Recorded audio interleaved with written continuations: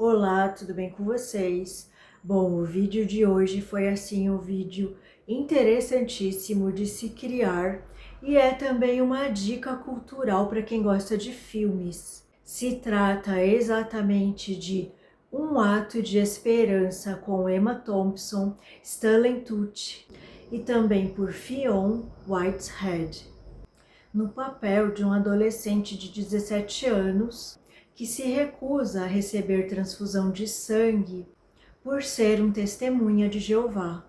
A vida desse menino acaba se cruzando com a de uma juíza da alta corte, representada pela Emma Thompson, renomada e extremamente dedicada a processos familiares, digamos que complexos e também polêmicos, que acredita a ela ali um olhar de muito respeito em seu meio, entre os colegas, mas ao mesmo tempo, por se tratar assim de questões muito delicadas dentro dos meios jurídicos, confere a ela um grau de responsabilidade muito grande em se aplicar a lei humana diante das suas próprias decisões.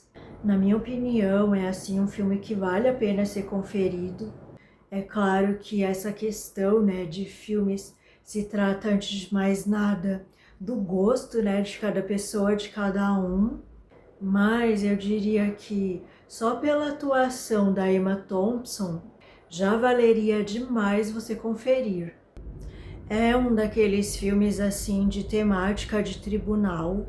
Ainda assim, pode ser que você encontre nele outros focos de atenção que te prendam por assuntos assim que são discutidos no filme, mesmo que num segundo plano ali, por ser a temática principal mesmo, a questão do trabalho ali da juíza e a relação com o menino. Achei algo um tanto quanto agradável a questão deles mesclarem, juntamente com as cenas no tribunal e todas aquelas discussões, mas a questão de som, e de trilha sonora, inclusive somando-se ali aos instrumentos e ao canto até, traz um ar um pouco mais de leveza para um tema que já é um pouco mais denso. E logicamente, como eu sempre digo nos vídeos, se você ainda não viu esse filme e pretende assisti-los, sem as surpresinhas desagradáveis dos spoilers que eu vou trazer aqui, assista antes o filme. Nesse caso em específico, é ainda mais interessante você assistir antes se você nunca viu, porque eu acabo por trazer muitas das falas dos personagens e aí acaba se tornando muito mais interessante para você que está do outro lado aprofundar-se nas suas próprias reflexões sobre isso.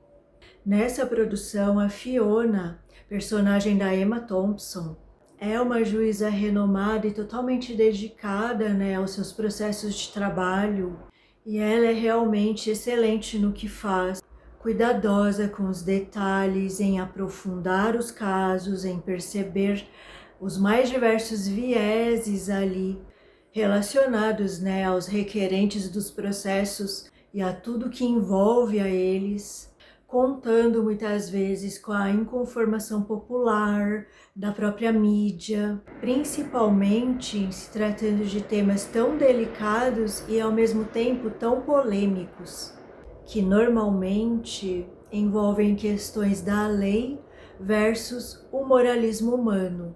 Em meio a esses processos, ocorre algo a nível pessoal entre ela e o cônjuge, interpretado pelo Stanley Tucci, que é um desgaste, uma crise na união deles. Isso ocorre em plano secundário, mas não menos importante no quesito que a gente observa ocorrendo ali no interno da juíza, até mesmo com relação aos abalos emocionais que ela acaba sofrendo ao longo da trama, que contrastam ali com seu olhar normalmente tão racional da vida que ela costuma levar. Ao mesmo tempo, esse envolvimento com o caso do adolescente de 17 anos, aos poucos vai tendo o efeito de estremecer, digamos assim, as suas estruturas, fazendo com que ela questione a si mesma, a forma como tem levado a vida e visto as situações e as pessoas e talvez até a ela mesma, mesmo como nesses encontros que eu, você, qualquer pessoa acabamos por ter durante a vida e que acaba, mesmo sem querer, nos transformando como pessoas. E durante todo esse trabalho, essa pesquisa, né, para trazer à tona esse vídeo, foram-me suscitados alguns questionamentos que eu trago agora. O que é livre-arbítrio realmente para você? Quais seriam os limites dele com relação a respeito, em se tratando de você com relação ao meio com quem você normalmente convive, ou falando-se num termo que eu costumo usar muito aqui no canal, qual ou quais seriam os limites do seu próprio quadrado e o do outro ou outros nas interações. No filme, o Adam, ele é diagnosticado com leucemia e precisa, como parte do tratamento, receber uma transfusão de sangue. Só que tem um porém, porque desde que ele se conhece por gente, né, desde o nascimento, por opção dos pais que já tinham essa religião, o Adam é um testemunha de Jeová, por ser desde o nascimento a religião oficial dos pais dele. E o que normalmente para outras crenças não seria assim motivo nenhum de recusa, para eles que é a questão de receber sangue de outras pessoas. Para a gente entender um pouco mais do que se trata esse sentimento, para eles que vivem inseridos nessa religião, eu trago aqui um trecho do filme, aonde o pai do menino explica o que seria o significado de sangue para eles. O que vocês precisam entender é que o sangue é a essência do que significa ser humano. É o dom da vida do qual todos devíamos ser gratos. O sangue é sagrado, assim como a vida. Misturar o seu sangue com o sangue de um animal ou de outra pessoa é uma rejeição à dádiva de Deus. E ele termina essa frase dizendo que é proibido por Deus e que o Adam, seu filho, sabe que deve obedecer às palavras de Deus.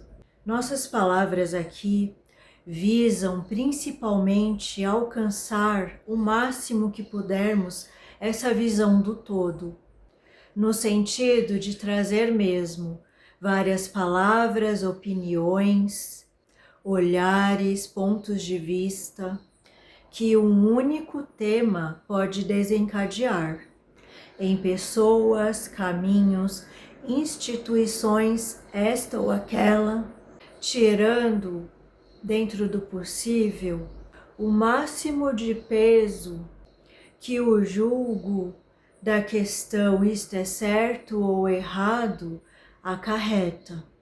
Uma coisa interessante seria se pudéssemos medir de todos os telespectadores que assistiram esse filme, qual terá sido a posição ideológica de cada um e dessa forma desse todo com relação ao tema.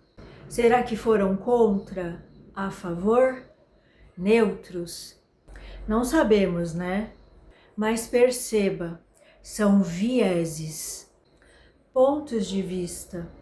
E você pode observar esse jogo entre as partes envolvidas e as divisões naturalmente arquitetadas entre elas por suas percepções, pelas suas crenças e meios aos quais pertencem, por todo o filme, em cada cena dele.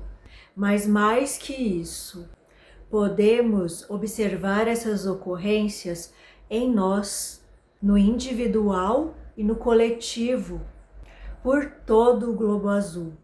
Veja se não é bem assim que ocorre, porque da mesma forma que temos ali a visão dos testemunhas de Jeová sobre o sangue, na mesma linha, né, pertencente a essa circunferência, que seria o tema como um todo de transfusão de sangue, um outro viés, só que diretamente contrário a esse, seria a visão do hospital que vemos nesse trecho aqui. Na Idade do Ferro, a dos textos, a transfusão não existia. Como poderia ser proibida? E então a isso seguem-se, como normalmente ocorre, né, em filmes assim de tribunal, uma sequência, uma série de debates visando destrinchar, né, sobre um tema principal, especificando ali os seus pormenores e as questões envolvidas nisso.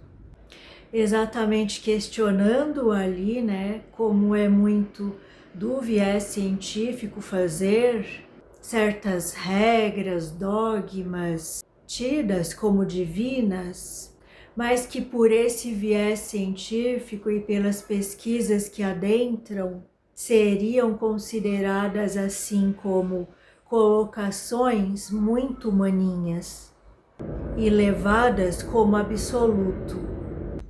Ao contrário do viés hospitalar que segue naturalmente um olhar da medicina e da ciência, estritamente baseados em seus princípios, a mãe, o pai e durante algum tempo até mesmo o Adam, seguem um olhar totalmente baseados na fé que professam.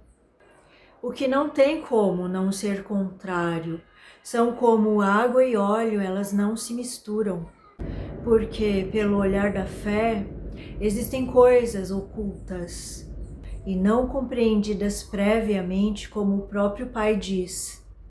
A fé não exige provas, enquanto que a ciência é baseada nisso.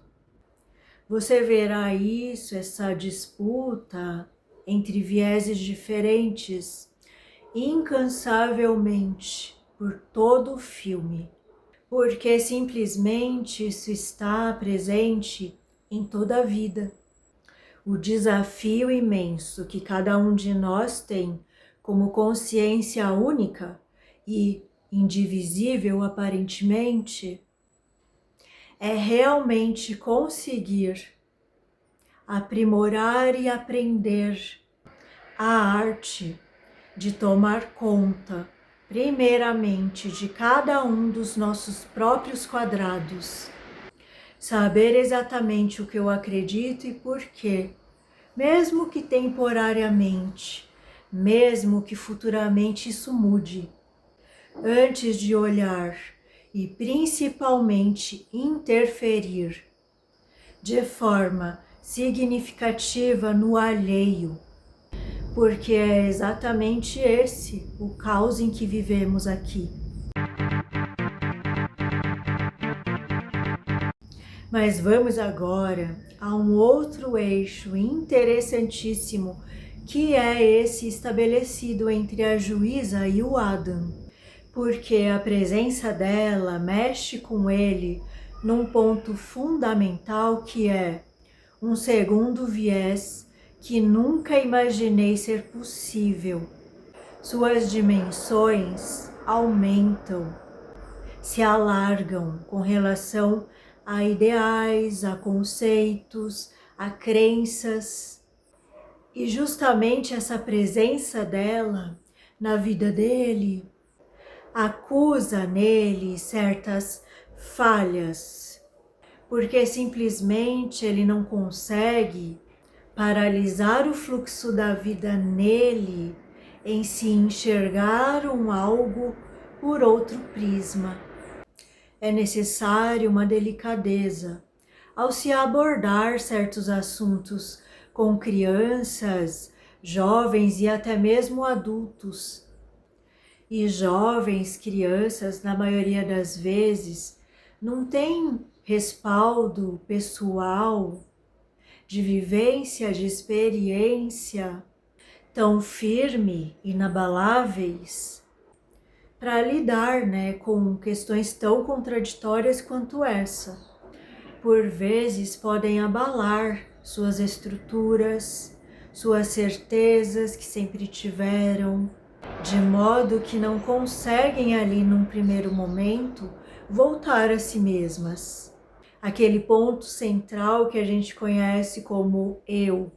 Até com pessoas consideradas cronologicamente adultas, isso acontece, porque de fato há uma grande distância entre ser adulto, pela idade que se tem, e sermos realmente maduros.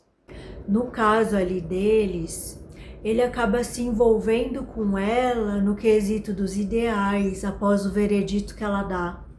Ao mesmo tempo em que ela também, por conta de certas questões pessoais, sensíveis ali à sua própria história de vida, o que mexe com o seu íntimo e até mesmo com princípios profissionais que você vai ver ao longo do filme que ela acaba deixando de lado, se envolvendo emocionalmente com o caso.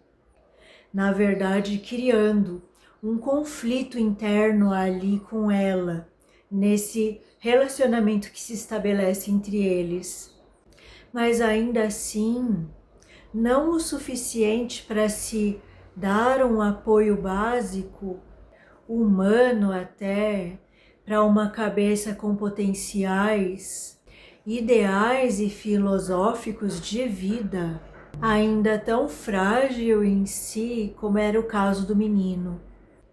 Não que ele devesse tanto assim ser apoiado por ela, afinal era uma relação estritamente profissional e até mesmo distante, mas com alto poder de intercessão ali, de um para o outro, pelo próprio poder que as decisões causam uns nos outros, nesse quadrado para quadrado, naturalmente durante a vida, durante as situações vividas.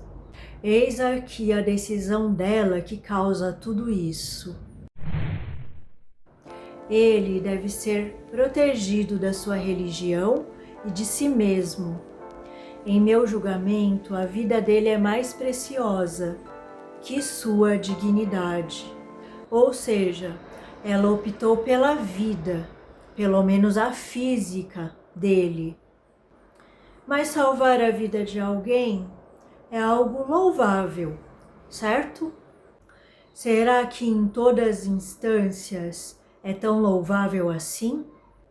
Há diversas filosofias espirituais, até mesmo religiosas, que dão imenso valor à palavra, à expressão livre-arbítrio. Essa expressão é palco base desse filme. Em todos os cenários, falas dos personagens e contradições que a gente vê pelo filme. Seja defendendo o direito em que todos temos livre-arbítrio e temos direito a sermos respeitados por isso, ou até mesmo indo contra isso em nome da vida.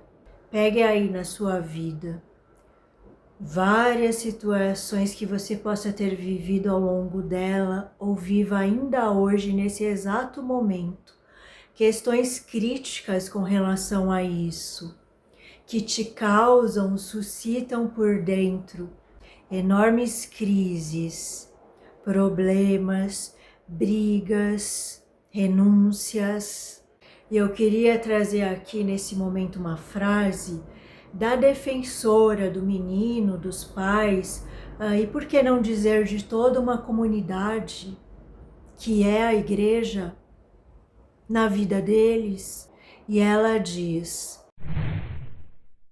É direito básico do paciente protegido por outros precedentes recusar tratamento. Peço à Meritíssima que não seja tentada ao perigoso terreno de minar um direito humano tão fundamental e a preciosa dignidade que lhe confere. Para mim, essa frase é uma das frases mais importantes desse filme. É claro que aí está num contexto específico com relação a ele ter o direito de recusar receber essa transfusão. Mas podemos colocar isso em tudo nas nossas vidas. Qual é o seu limite do seu quadrado? Qual é o limite do quadrado alheio em que a gente pode transferir essa frase em situações verdadeiras do nosso cotidiano? Como você veria isso em si, na sua própria vida, nos acontecimentos corriqueiros que você vivencia? E mais, até onde vai essa nossa linha da responsabilidade? Porque às vezes, por encargos da própria vida, da profissão, da função que temos, fica muito difícil discernir esse próprio limite. Até onde vai esse riscado? No final das contas, bem ou mal, deixando-se invadir ou invadindo-se os quadrados alheios, aparentemente esses encontros não acontecem ao mero acaso.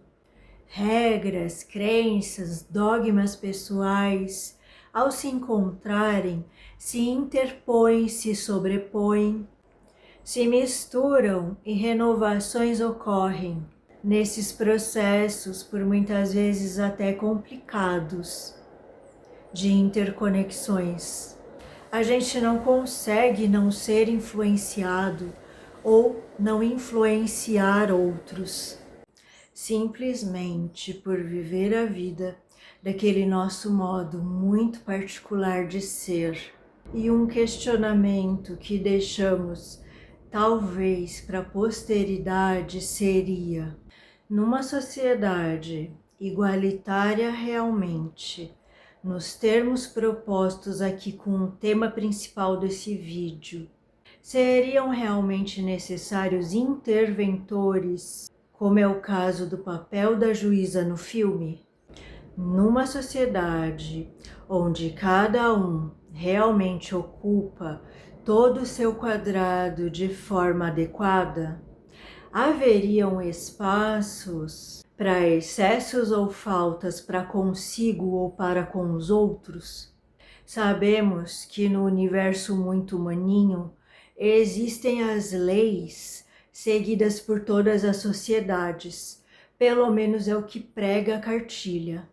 E é claro que algo assim, que poderia ser por muitos considerada como simples utopia inalcançável, não se constrói de um dia para o outro. E eu sei que essas palavras dessa reflexão parecem até mesmo alienatórias, mas não se trata disso não.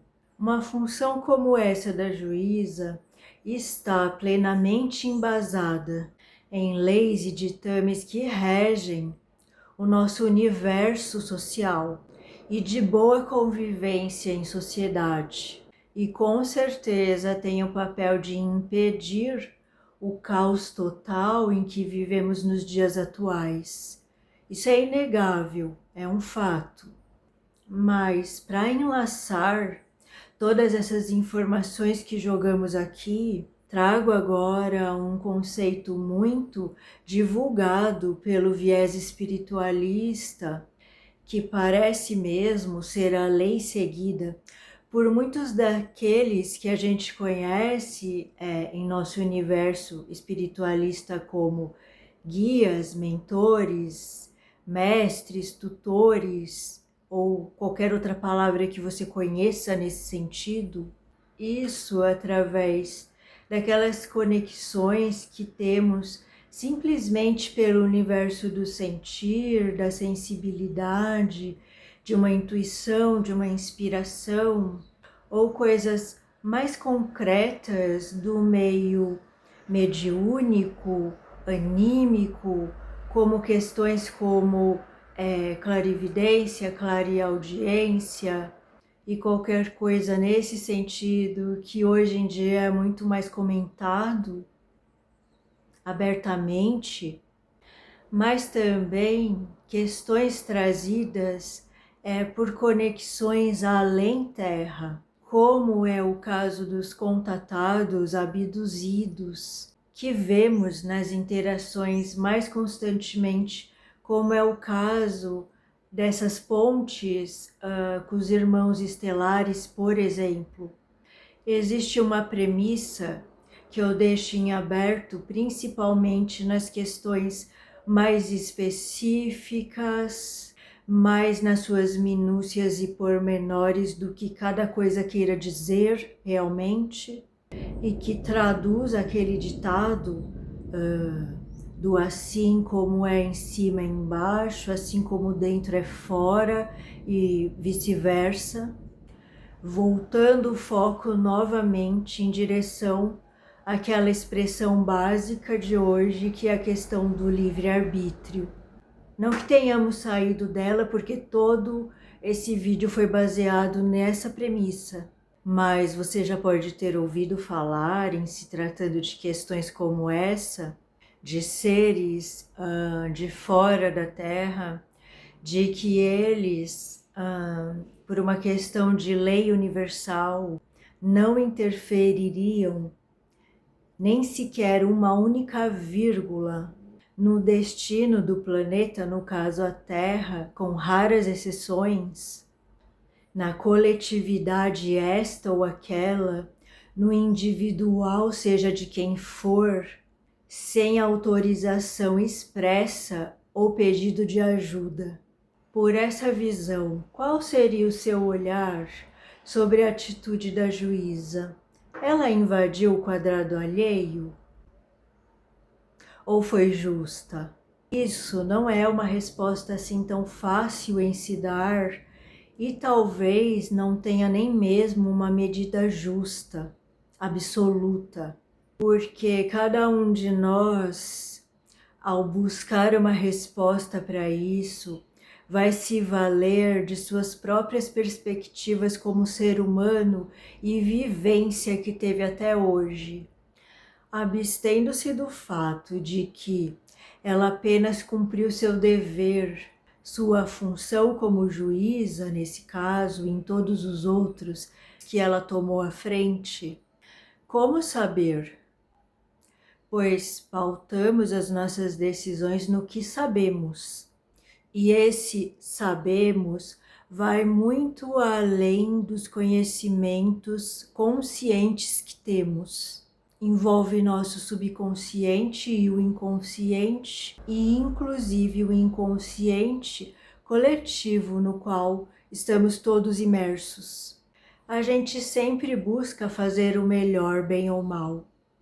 Só que estamos todos atados e vendados pelos nossos próprios limites, e os limites impostos pelas coisas que não sabemos, que não temos o conhecimento.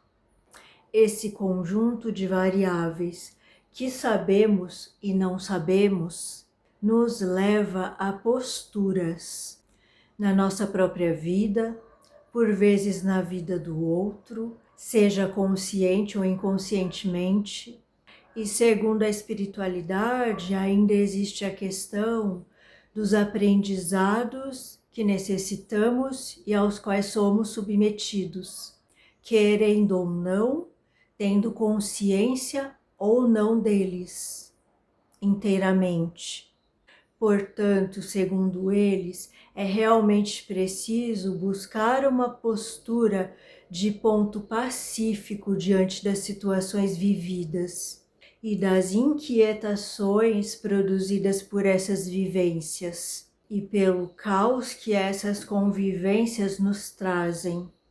e antes de mais nada em nós mesmos, porque também, segundo eles, a escolha é livre, mas as consequências não.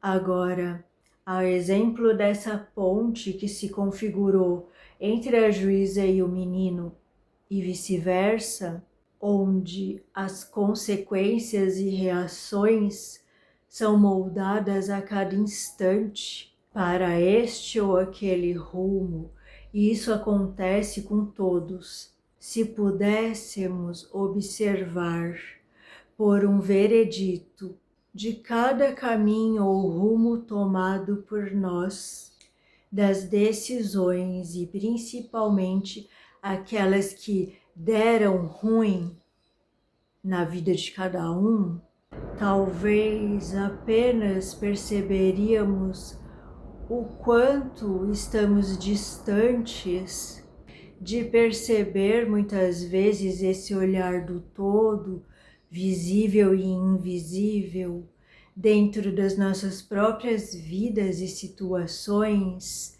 o que dirá na vida do outro. Que não estamos dentro percebendo e sentindo suas sensações e que não caminhamos as estradas que estes percorreram. A impressão que eu tive daquela fragilidade que se evidenciou do menino é que, inevitavelmente, algo dentro dele clamava pela liberação disso e vivenciação desse processo. Existe uma força dentro de cada um, mesmo que num primeiro momento pareça-se não conseguir alcançá-la. Existem estágios para cada aprendizado que a gente passa.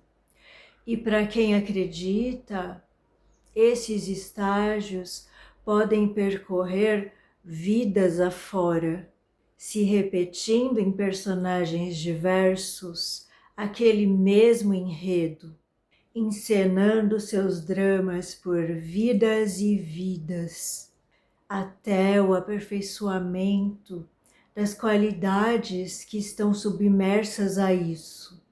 Ainda assim, as interações entre esses quadrados guardam e nos revelam surpreendentes surpresas. Nossas qualidades, necessidades, fragilidades e vida se encontram, trocam o que tem de melhor ou pior, transmutam-se mutuamente e expandem seus horizontes. Há choques, disputas e exigências, trocas favoráveis ou desfavoráveis. Mas, segundo a espiritualidade, são mesmo apenas experiências, onde a gente simplesmente escolhe, sem saber ler exatamente as entrelinhas de se aquilo vai ser bom ou mal futuramente, pela visão dual que temos. Sim, segundo eles, nós temos o livre-arbítrio, o livre exercício da escolha, num mundo onde os papéis teoricamente são bem definidos, mas na prática não temos manual, ao menos que busquemos alternativamente ferramentas na lida com emoções, crenças que levarão a tal ato ou decisão. Entre as funções dos juízes, podemos considerar a interpretação e aplicação da lei de forma imparcial na resolução dos conflitos. Todos temos um juiz ou juíza internos, que precisa, antes de tudo, analisar bem os contextos, dando bom uso, utilidade a essa dualidade tão acentuada em que a gente vive. É urgente tirar o nosso emocional e a razão dos nossos ringues internos. apoiar nossas decisões sem o peso da culpa, deixando aquelas nossas partes infantis crescerem e irem adiante, independente dos traçados, que o rumo escolhido as direcione, com coragem, mas também com uma dose daquela motivação juvenil e que temos a tendência a perder com o passar dos anos. Apesar das quedas, desvios nos propósitos, excessos ou faltas cometidos ou sofridos, o palco da vida continua incessantemente. E eu gostaria de finalizar esse vídeo com duas falas, uma da Juíza e uma do Adam, que ilustra essa questão de pegarmos firmemente com as mãos o livre-arbítrio que arbitra nossas vidas, bem como aprender com os erros que pensamos termos cometido, talvez com um olhar infantil de pureza no sentido de buscar se desapegar mais daquilo que achamos que não deu certo e cada vez mais trazer a leveza. E ainda muitos de nós tende a colocar muitos pesos, como foi o caso ali da Juíza, numa das cenas mais tocantes do filme, onde ela ali, num evento, ao piano, muda a sequência musical, meio que num misto de homenagem ali ao menino e expressão do seu sentimento ali através da arte, e que culmina num desabafo ali com o marido. Eu deveria ter. Quantos de nós já não sentiu sensações assim ao longo da vida? E talvez um acalento que inicie uma resposta para isso, para situações que todos passam e que por vezes se chicoteiam aos outros e vice-versa, mas se formos levar em conta que todos estamos na nossa própria estrada, seja ela reta, curva, sinuosa, ali absorvidos por nossos próprios assuntos e questões, enquanto que outros também estão nas suas e que elas ao mesmo tempo se cruzam, e que disso podem sair bênçãos, bons presentes ou espinhos, dificuldades ou ambos, e que hora ou outra essas estradas